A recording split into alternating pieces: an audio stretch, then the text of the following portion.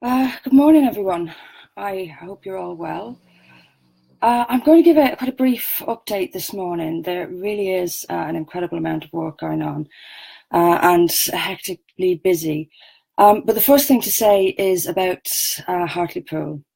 And the only regret I have about Hartlepool is that people were hugely inconvenienced, left waiting around.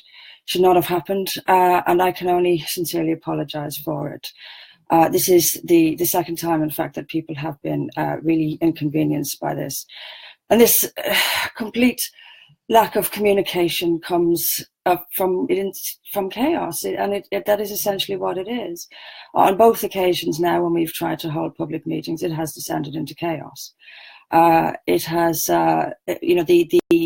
it's instant as well. The phone calls, the threats, the intimidation are instant, and we get people. Once again, we've sadly lost somebody from Rotherham, unable to take the risks associated. So these are difficult, and we can't have a repeat of the other night in Hartlepool. So we've had some discussions over the last day or so, and I think sadly, the public meetings will probably have to be knocked on the head for the moment. It's simply too chaotic, and it's causing us more harm than good, really. What it teaches us, what lessons do we take out of it? Well, we can't hold public meetings. You can't hold public meetings if you're critical of Islam or mass immigration. This was not the case in about 5 years ago. I mean, I've been traveling around the country for a long time, giving talks about these issues, and I've never known it to be like this. This is really a crisis of democracy and of freedom of speech. And these are very nasty people who won't be reasoned with. You can't debate the issues with them. They simply want to shut you down and think they have every right to. So sadly, over the last decade, this has gotten steadily worse. And I don't think it's a coincidence that it's gotten steadily worse. Even over the last 2 or 3 years, I think it's gotten steadily worse. I don't think it's a coincidence that coincides with or that corresponds with the rise of the hard left in the Labour Party.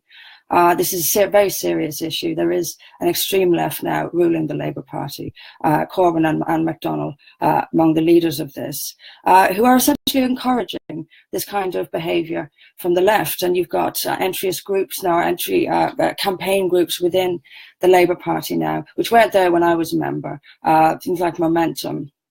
And this is being encouraged, this kind of behaviour of going into, we saw what happened with Jacob Rees-Mogg, going in and shutting people down.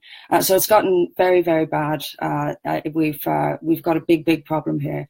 And I think the poison is coming largely from the Labour Party. So what does it mean for us? I think it means we need to reprioritise in the short term and then re-strategise in the medium to long term. So my priorities now are the Electoral Commission and the website.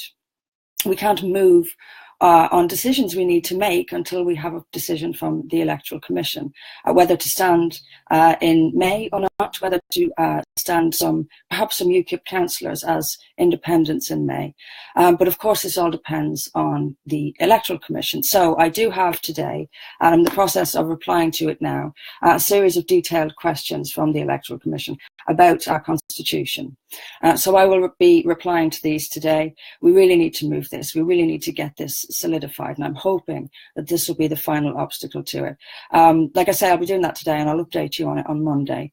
The other priority for me now, and something else I'll be doing over the weekend, is the website. This has taken too long. So we've had a sort of personnel change as well, and I have sort of taken charge of the website. I've been in direct contact with the developers today. We have most of the content is on there, but for the weekend and for today, we will be putting the final bits of content on there. It will have the constitution on there. It will have a manifesto, and it will have the committee. But as I said in an email to members, some of the committee at this point wants to remain anonymous, and we've agreed as a party to respect that. There is a lot of danger involved in this kind of political campaigning. So that'll be the weekend. So I won't promise you that that I can give you a day for the website next week, or even if it will be next week. I know these things are complex, more than I have knowledge of. But it's time to get this. It's time to get this done. It's time to get these things moving. And once we have the Electoral Commission in place, we can crack on with elections. We'll have to move a lot of our campaigning online to make up for the fact that we're not able to hold public meetings. And we will expand and work on and focus on expanding our online presence and on growing membership. So those are the priorities for now. I shall let you know at 11 o'clock on Monday how I get on with the Electoral Commission today and with the website over the weekend. But we'll be focusing on these now. We'll get these basics, important, vital basics, done and dusted, and then we can start moving forward and getting ourselves out there. Right, so that's it for me today. Thank you all for your support, and I'm sorry again for all the chaos in Hartlepool. It really is a joke, and that's one of our fundamental democratic rights, to hold a public meeting, for people to freely attend, for you to freely advertise, to freely speak, is gone if you are critical of Islam and mass immigration. So we re-strategize and we go around them. They simply cannot win, and they won't. Okay, have a good weekend, and I'll see you back here on Monday. Take care.